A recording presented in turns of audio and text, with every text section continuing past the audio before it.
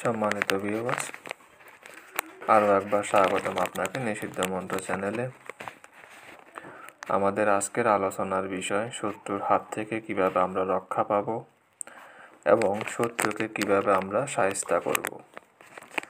আজকের আমলটির মাধ্যমে আমরা শত্রুকে যদি বড় ধরনের কোনো ক্ষতি করতে নাও পারি, তাহলে আমরা আমাদের শত্রুকে ছোটোখাটোভাবে যন্ত্রণা দিতে পারবো। আমরা অনেক ব্যক্তি বর্গগণে রয়েছি, বিভিন্ন শত্রু দ্বারা লাঞ্ছিত হচ্ছি, বা বিভিন্ন শত্রু সবসময় আমাদেরকে হুমকি দুমকি দিচ্ছে, বা অনেক শত্রুগণ রয়েছে যাদের জন্য আমরা রাস্তাঘাটে বের হতে পারছি না। এবং আমরা চাইলে আজকের এই তদবিরটি করে সেই শত্রুকে আমরা শায়েস্তা করতে পারি এবং আমরা নিজেরাও সেই শত্রুর হাত থেকে হেফাজত পেতে পারি। উপরোক্ত যে নকশাটি আপনি স্ক্রিনের উপরে দেখতে পাচ্ছেন, এই নকশাটিকে লিখে আগুনে নিক্ষেপ করলে আমরা শত্রুর হাত থেকে রক্ষা পাব এবং শত্রুকে ক্ষতি করতে পারব। তো আমাদের এক এক ধরনের ব্যক্তির এক এক ধরনের শত্রু থেকে থাকে। যার যেরকমই শত্রু হোক না কেন, আপনারা সবাই এই শত্রু মোকাবেলায় এটিকে ব্যবহার করতে পারবেন। এটি ব্যবহার করার নিয়ম হচ্ছে শনিবার এই নকশাটি লিখতে হয় 21টা নকশা। শনিবার দুপুর 12:30টার সময় 21টা নকশা লিখতে হয় অষ্টগন্ধা কালি দ্বারা বুঝ পাতার উপরে।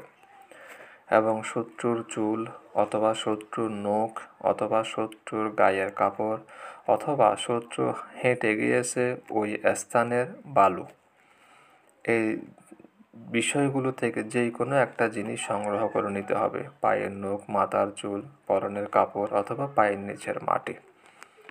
এই নকশাটি আপনি শনিবারে লিখেছেন এবং এরপর আপনি কোনো শ্মশানে গিয়ে চন্দন কাঠ দিয়ে আগুন পোড়াবেন।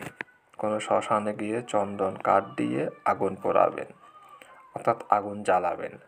এরপর এখানে যে নকশাগুলো আপনি লিখেছেন এবং শত্রুর যে জিনিসগুলো আপনি জোগাড় করেছেন, এই নকশাগুলোর উপরে সেই জিনিসগুলো দিয়ে এই নকশাটাকে মরিয়ে আগুনে নিক্ষেপ করবেন।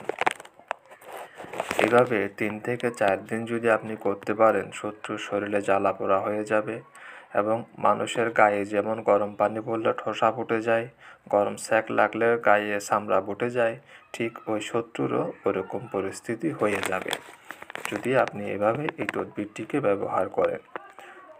এখানে যে জিনিসগুলো লাগবে আমি আবার একটু বলে দিচ্ছি। তার হাতের অথবা পায়ের নখ, মাথার চুল এবং তার পরনের কাপড়।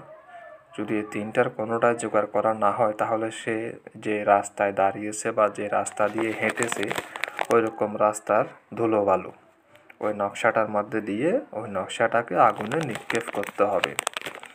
এবং বরাবরের মতো যেটি আবারও বলে দিচ্ছি, নকশার নিচে অবশ্যই শত্রুর নাম এবং শত্রুর পিতামাতার নাম লিখতে হবে।